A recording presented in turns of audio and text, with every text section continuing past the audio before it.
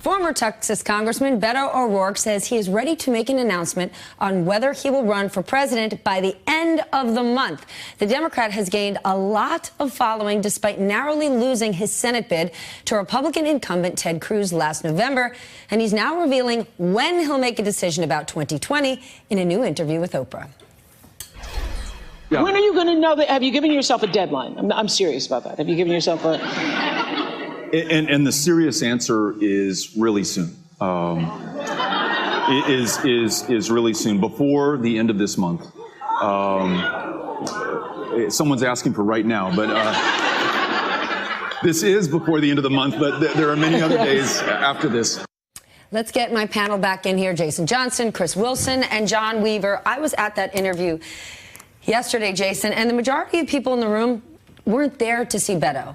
And Beto got on that stage and spoke, and people kind of woke up and said, hold on a second, who is this guy?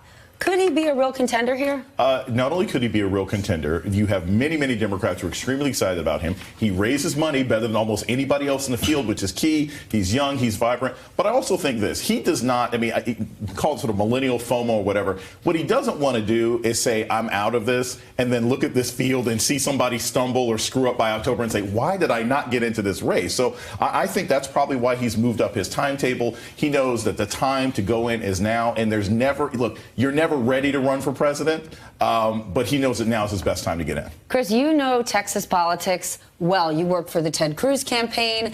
You were the Republican Party chair in the state of Texas. In his interview with Oprah, Beto did not go bad on President Trump. He didn't really talk bad about anyone. He kept stressing over and over the importance of listening to everyone and governing everyone. Take a listen.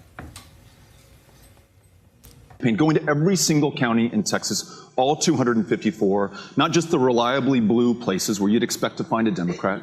Going to King County that voted for Donald Trump 96% in the last election, because the people in Guthrie, the county seat, are every bit as deserving of my attention, of being listened to, of being heard, of being fought for, of being served, even if they don't vote for me. Okay, so beautifully optimistic, but here's the thing. It didn't win. No, he lost King County by more than Barack Obama did, to illustrate his point. Look, Beto O'Rourke is a unique political talent. He evolved in a way that I would not have expected when he announced. There had never been anyone, still has never been anyone elected in from El Paso, statewide in Texas, but he came closer than anyone else. He came closer than anyone had in 40 years to winning a statewide race. But close is no cigar. If you're not willing to go dark. That's right. And I think that's the significant question here, Stephanie. Is he able to raise the same kind of money as a Democrat running against other Democrats as he was as a Democrat running against Ted Cruz? Lots of Democratic donors from New York and California are going to donate to Beto O'Rourke for Senate against Ted Cruz. Are they going to donate to Beto O'Rourke running for president against Elizabeth Warren and Bernie Sanders and lots of other political talents? Having said that, I will never, ever underestimate him as a candidate. And the organization he put together in Texas, 900 field representatives going door to door, building pop-up field offices, was a case study in political science and how to build an organization operation. And if he can translate that into Iowa and New Hampshire, he'll win. What do you think? Well, he built that organization overnight, as Chris alluded. And he did have the good fortune of running against Ted Cruz, or Zodiac as we call him. So he had that good fortune. But what's going to happen when he runs against a field of Democrats? I don't know. But there is a market for an aspirational candidate in America. And if he can excite people, much like Barack Obama did, you never know. I'll get even more specific. It's not just this market for an aspirational candidate. Democrats need a white guy.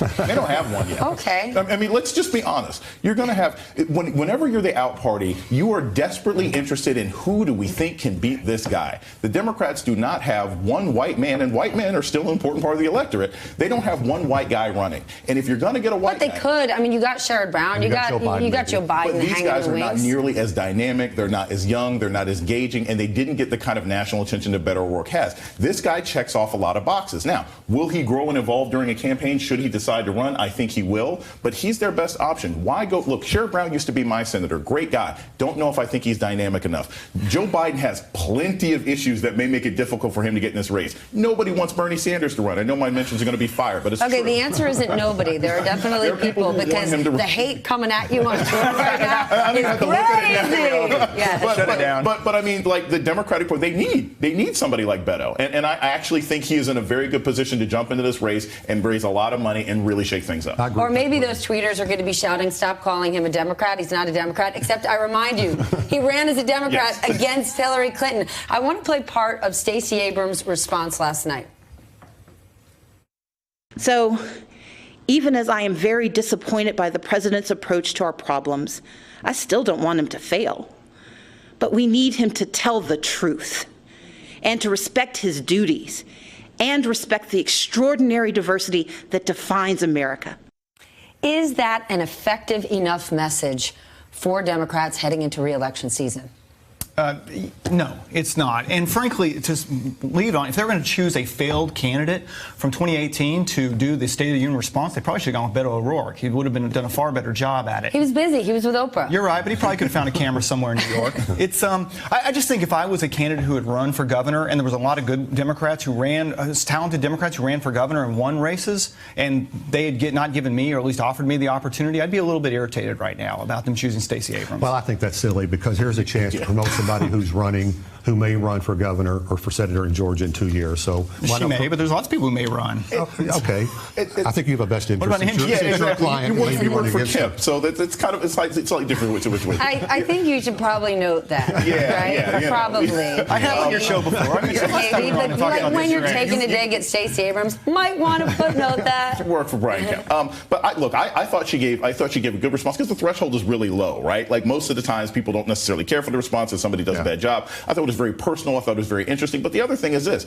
I like the fact that she didn't spend the time banging on the president. She talked about this is what America wants, and I do believe that line. She's not running for president, but the line of "dude, we wish you would just stop lying so much" is actually a plea that a lot of independents in America want to hear. They're like, "Look, President, I may agree with you Excuse me, or not there's a agree." lot of Republicans who are saying that. There are a lot of Republicans who say, President Trump, I like a lot of the things you've done. Can you do me a favor and stop lying? There you go. Republicans who voted for him have said that. Yeah, so I think she tapped into a fantastic message. It was really sort of moving, and I was surprised because I tend to be cynical about these things.